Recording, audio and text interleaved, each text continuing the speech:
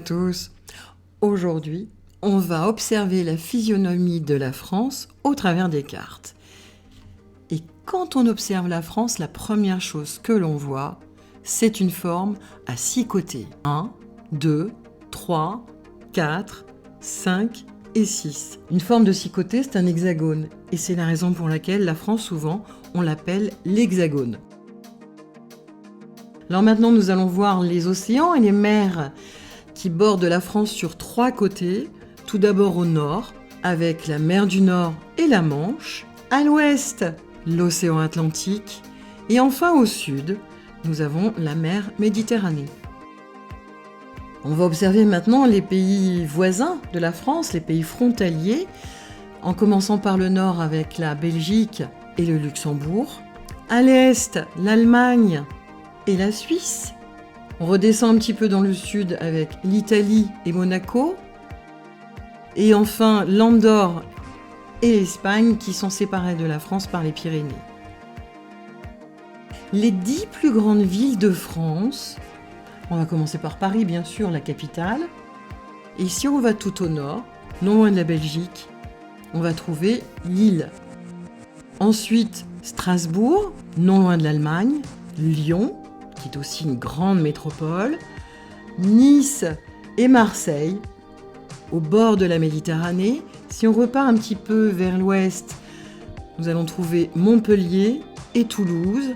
Enfin, si on se dirige vers l'océan Atlantique, Bordeaux et Nantes. Bien maintenant, nous allons voir les 5 plus grands fleuves de France, ce qu'il faut absolument connaître. La Seine prend sa source dans le plateau de Langres, entre la Côte d'Or et la Haute-Marne, et elle se jette dans la Manche, en passant par Paris, bien sûr. La Loire, avec ses 1006 km, est le plus long fleuve de France. Il prend sa source dans le Massif central, en Ardèche, et il se jette dans l'océan Atlantique. Quant au Rhin, eh bien, il fait une frontière naturelle entre la France et l'Allemagne. Alors il prend sa source dans les Alpes suisses pour se jeter dans la mer du Nord, en traversant notamment l'Allemagne et les Pays-Bas. Le Rhône prend lui aussi sa source dans les Alpes suisses, et puis il va se jeter en Camargue, dans la mer Méditerranée.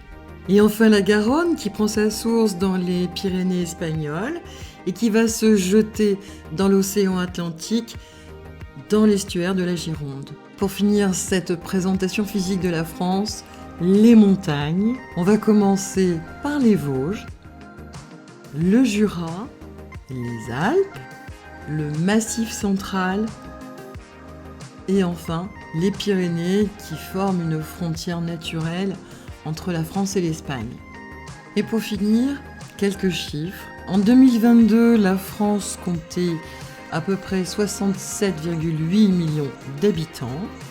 La superficie de la métropole est de 551 695 km², c'est-à-dire qu'elle fait à peu près 1000 km du nord au sud et d'est en ouest. Bon courage et à bientôt sur la chaîne Un Espace Formation. Surtout, si vous avez aimé, n'oubliez pas de mettre un pouce et de vous abonner de façon à avoir les prochaines vidéos.